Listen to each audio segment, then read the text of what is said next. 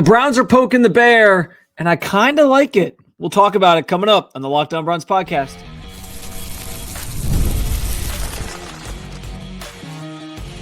You are Locked On Browns, your daily Cleveland Browns podcast. Part of the Locked On Podcast Network, your team every day.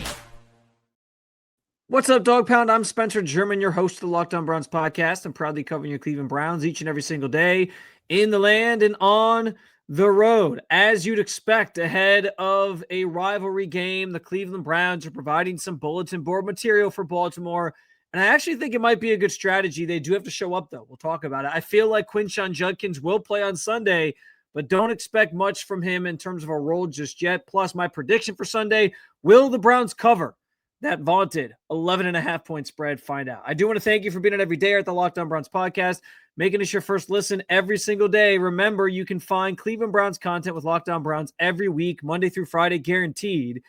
This episode is brought to you by Mazda. Like our players, we sweat every detail, because when you make every move count, pulling off the unexpected is only the beginning. Stay tuned later for highlights in this week's Moving the Game Forward. Mazda, move and be moved. And we know, obviously, that the Ravens are celebrating their 30th year of existence as a franchise in Baltimore in front of the Browns on Sunday. I think that in general adds a little spice to this thing. Bubba Ventrone said on Thursday that if he was still a player, it would add a little spice for him.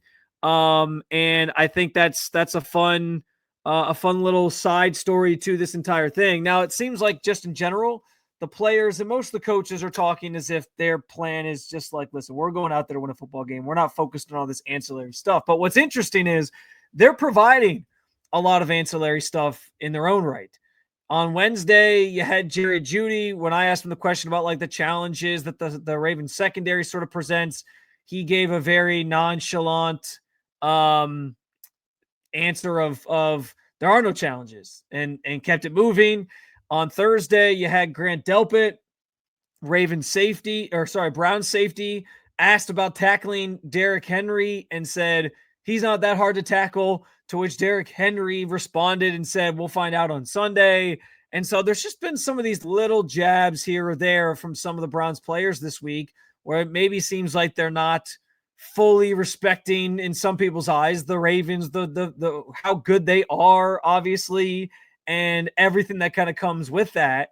And I think it's kind of fun.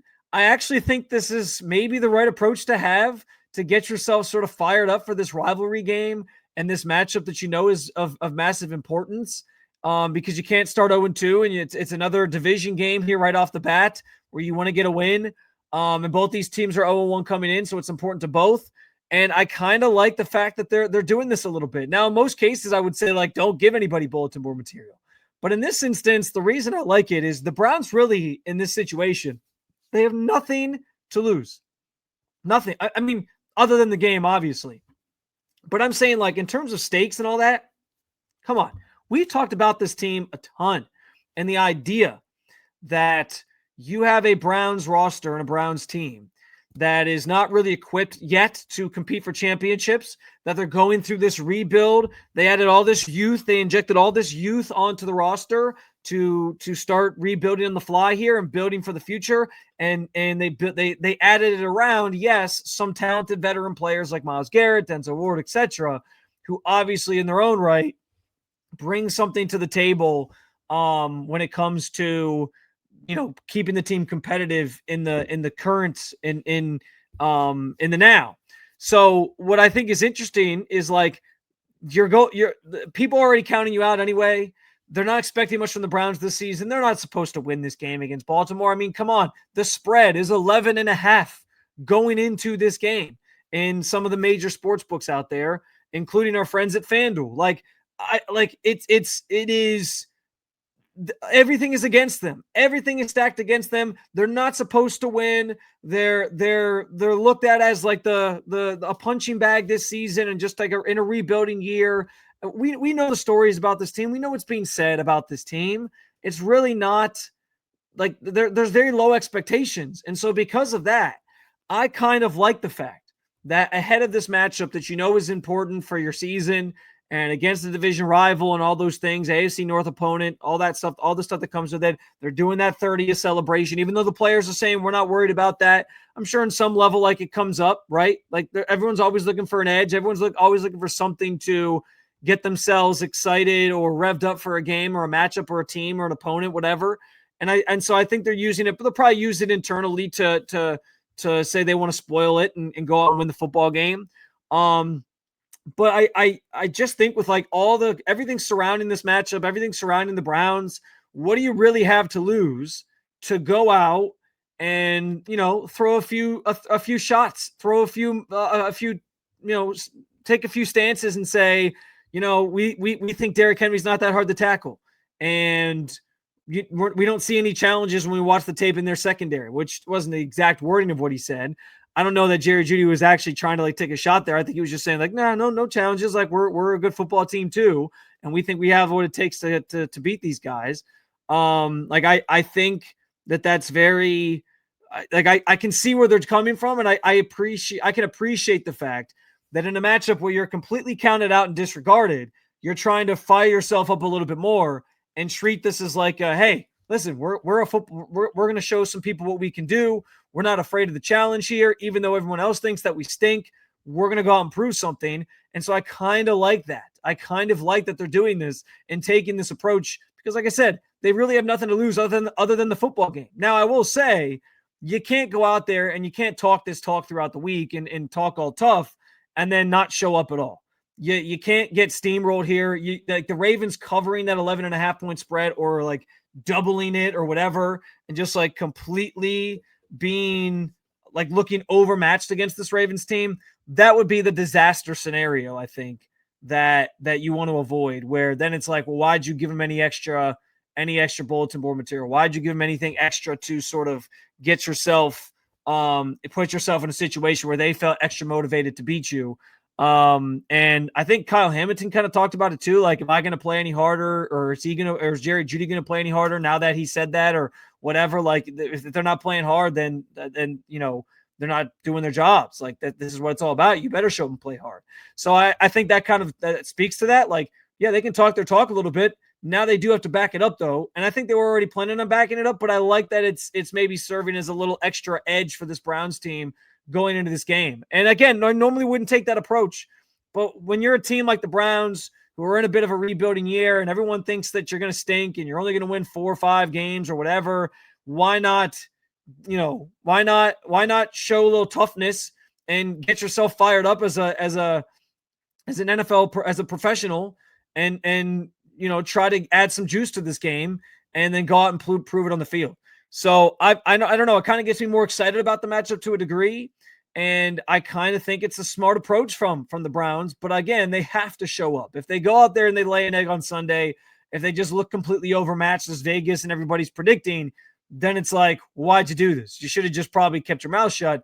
But in this instance, I think it's going to sort of serve as like a little extra push for them to go out and prove something because they know everyone's banking on them not proving anything and looking like a bad football team, and the Ravens just steamrolling them. And we'll see if they have a response for that. We'll talk more about what that response could look like and how the Browns can beat the Ravens a little bit later in the show, particularly as I make my pick for the weekend with that 11.5-point spread in mind. But it feels like Quinton Judkins is now going to play on Sunday, but I don't expect much in terms of his role. We'll talk about it coming up on the Locked On Browns podcast. It's almost the weekend. Time to look back and crown this week's MVP on Who Delivered, powered by DoorDash. Just like you can win every Saturday with DoorDash Streaks, saving more every time you order, these players delivered when it mattered most. Let's break it down, and I'm starting off this conversation, really only highlighting in this conversation, Harold Fannin Jr. for the Browns, who delivered in a big way last week. He caught 9 passes for 63 yards. He caught 8 passes for 63 yards, was targeted 9 times in his NFL debut, and came through to help the Browns nearly beat Cincinnati let's be honest, they should have won with no hesitation and no delay. And if you've been watching week after week and reading up on Harold Fannin Jr. throughout training camp, you know this wasn't a fluke. He's been on a streak since the preseason. And just like Harold Fannin Jr. delivered for the Browns, DoorDash delivers your Saturdays. With DoorDash Streaks, you save every Saturday you order, stack it up all season, and you could save up to $250, including $100 in DoorDash credits. Order this Saturday. Keep the streak alive. Fuel your game day only with DoorDash. Terms apply. Promo period through November 18th. The NFL season is here, and FanDuel is making sure that you're ready for kickoff with a can't-miss offer. Right now, new customers that bet $5, if your bet wins, you'll get $300 in bonus bets to use across the app.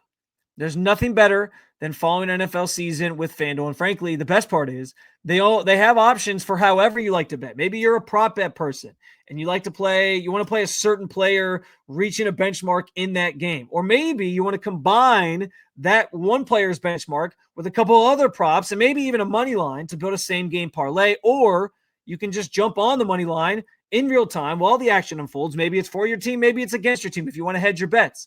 The options are endless, and honestly, it makes every game, whether it's your team playing or not, feel even more exciting. So are you ready?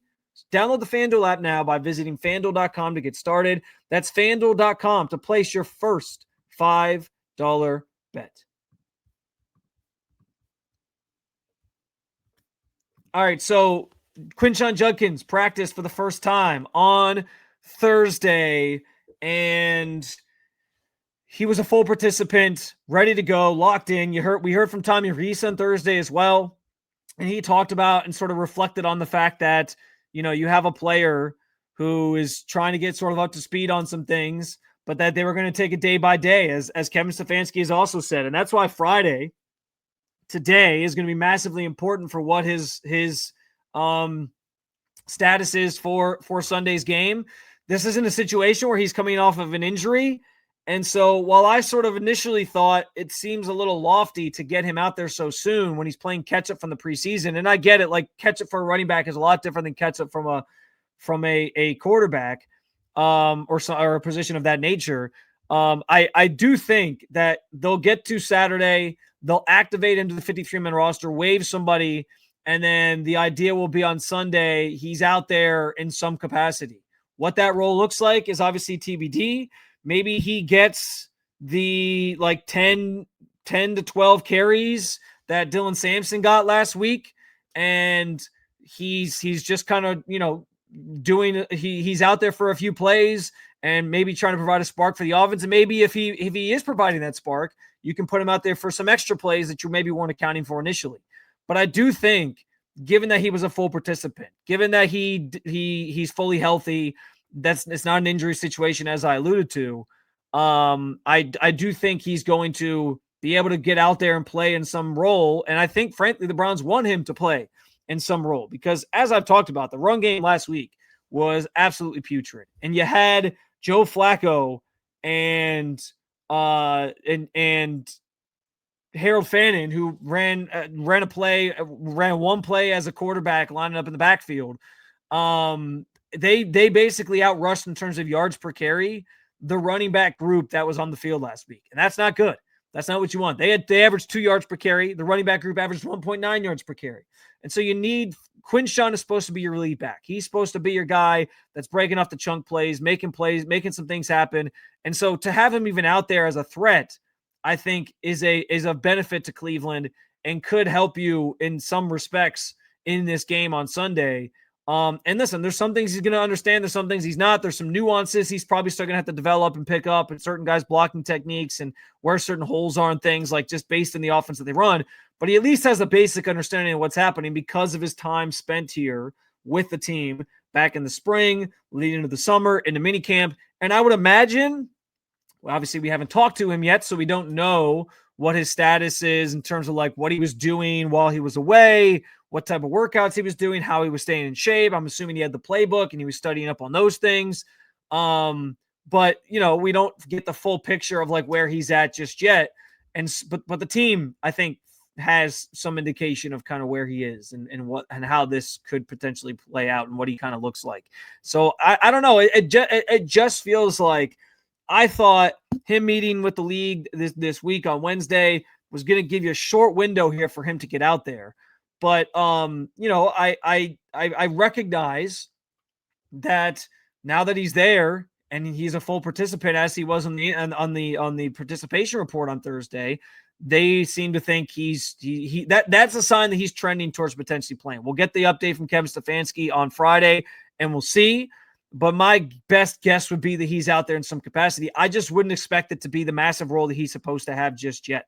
I think the ease-in period for him maybe comes from him building up to being that workhorse back that the Browns have touted him as since they drafted him back in April, that was going to sort of be his role. The first and second down guy in particular who's out there running the rock and sort of setting the tone as you start drives and as you sort of try to pick up or get to the sticks and pick up first downs and all those different things. So we'll see if that's how it plays out, but I'm leaning towards believing that he will play on Sunday. He will be ready to go. And after practicing these 2 days on Thursday and Friday, they'll deem that he's equipped to do so in some capacity. Again, I think it's probably a smaller role, 10 to maybe 15 carries max.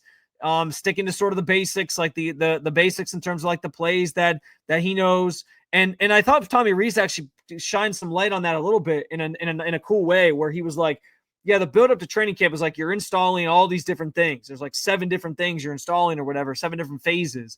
But the week of a game, you're installing an offense for that game. And so if it's just installing an offense for that game and you're like, here, Quinton, here's what we're working on, that's a little bit more it's a little less cumbersome for him to grasp quickly and get ready to play in some capacity on Sunday. So from that standpoint, it makes sense why they feel like he'll be ready to get out there and actually participate in some way. And I feel like that's the way that this thing is trending. So we'll see Friday, how Friday sort of shakes out and what designation Kevin Stefanski gives him. But I'm envisioning a world where he's ready to go. He'll be out there. He will play on Sunday, and it's just in a more limited role. And then you'll actually, but you'll get to see, and that's the best part of this, I think, for the first time, what this potential tandem of Quinton and Dylan Sampson looks like. You saw the early glimpses of it last week with Sampson being so active as a pass catcher and catching so many passes. He led the team in receptions with 8 total for the game for 64 yards. And that was kind of like, this is what his role is supposed to be. Catching passes in the flat, trying to make guys miss. He was also active in the run game.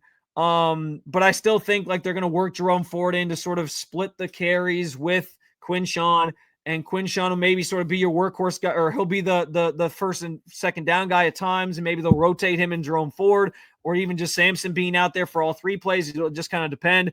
It's going to be sort of a steady rotation, but it will be the first glimpse of Quinton as your lead back, your guy who's kind of setting the tone.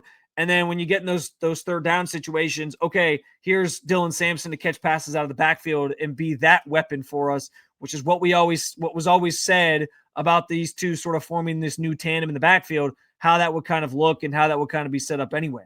So we'll see, but I'm sort of projecting here that Quinton will suit up and go. And they'll just have a limited role in this offense, but it'll be nice to see them out there for the first time together. And that will increase as the weeks go on. You got the Packers in week 3. I'm sure they want him fully sort of indoctrinated or more indoctrinated for that game. And then I would imagine by like weeks 4 or 5, etc., he's going to be all in, ready to be the workhorse guy, ready to be that top running back that they drafted him to be. And then we're off and running to see how he develops along with the rest of these rookies. And that's the other thing too, is like, it's another rookie to be excited about. We talked about Harold Fannin this week. We talked about Dylan Sampson this week. We talked about Carson Schlesinger and Mason Graham a ton and their impact on this team already. Now you add Quinton to the mix. It's another guy. It's another rookie that's going to be making an immediate impact here. And I think that's what's exciting from a fan standpoint of you get to see all these guys out there now officially, other than the quarterbacks who haven't had their shot yet, which might be coming at some point this season. But it's another rookie to get excited about and see like what the future sort of holds for so many different pieces and parts that are expected to be cornerstones for this team moving forward. And we'll get our first glimpse of that. I'm predicting on Sunday with Quinton back in the fold? Will the Browns not only cover the spread, but also spoil Baltimore's 30th birthday? We'll talk about it coming up on the Locked On Browns podcast. This episode is brought to you by Mazda's Moving the Game Forward. For those who believe it's not just about playing the game, it's about redefining it. There are moments that do more than just put points on the board. They move crowds, move culture, and keep moving the game forward. This week's moment that moved the game forward is the Browns defense going back to back to back with 3 straight sacks in the fourth quarter this past week against the Bengals. First, it was Myles Garrett. Then Myles Garrett again. He doubled up Joe Burrow. And then Isaiah McGuire did the honors for the third one to force the Bengals into a critical at the time 3 and out and keep the team in the game and moving forward to victory, which, let's face it, it would have been a victory had they not missed a field goal. When you follow what moves you, the unexpected is just the beginning. And just like how there's more to every highlight, there's more to Mazda vehicles as well. Mazda, move the game forward.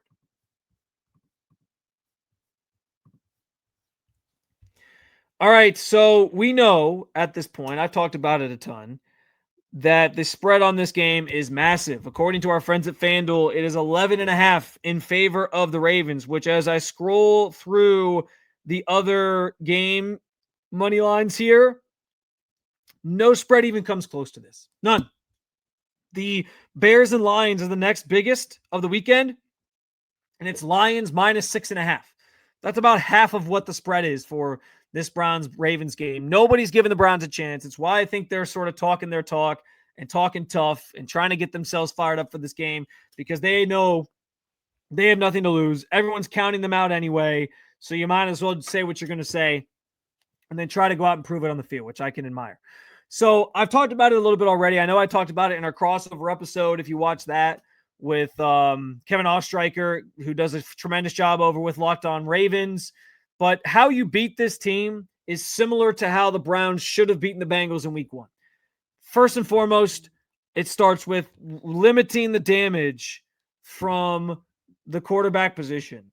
Joe Burrow is one of the best quarterbacks in this game. Lamar Jackson, one of the best quarterbacks in this game. We know that. We know that about these two guys. And you get them back-to-back to start the season. That's tough. It is. But it's going to be up to this defensive line in particular to contain him the best they can. It's not easy. You're not going to do it every time. There's going to be broken plays where he just escapes and makes something happen because that's who Lamar Jackson is. He is a tremendous player in that way. And so if he's able to do that, you just got to sort of shake it off and go to the next play. Carson Schlesinger talked on Thursday about playing through the whistle and how he already does that anyway, but how he understands that especially in this game, that's going to have to be the case because Lamar is just a freak. And so if the Browns can sort of contain him, if this defensive line, their attacking style, and that's going to be the key is like, I know they want to attack. The instinct at this offense with this defensive line is attack, attack, attack. But you want to make sure that you keep everything sort of in the pocket as well when it comes to Lamar. You don't want to get too far upfield and then give him running lanes to cut behind you and then make something happen with his legs. That's the ultimate way to lose to the Ravens and Lamar Jackson in general. So you want to avoid that, obviously. You also need to make sure that you're making sound tackles when it comes to Lamar and Derrick Henry for that matter as well. Grant Delpit said Derrick Henry's not that hard to tackle. Okay, well, you better go out and prove it then. No missed tackles, because in previous iterations of these matchups, we've seen tackling be a problem, and then you lose the game. And we've seen the Browns struggle with tackling just in general, I think, in certain phases or elements of their defense over the last couple of years. And that can't be the case in a game like this. You got to have sound tackling. You got to be able to bring these guys to the ground and make the plays necessary to stop them so that their offense doesn't gain momentum and they're not just like running up and down the field on you, because that 1-2 punch of Lamar, who's so finesse, and Derrick Henry, who's so power, that can kill you. That can kill any defense. So the Browns had to be ready for that. They got to be ready for a fight for sure. And I think it starts certainly like up front in the trenches on defense with then trying to contain Lamar Jackson to the best of their ability and limit the damage that he brings to the table with his feet and his arm, frankly, because he's gotten better and better as a passer as well.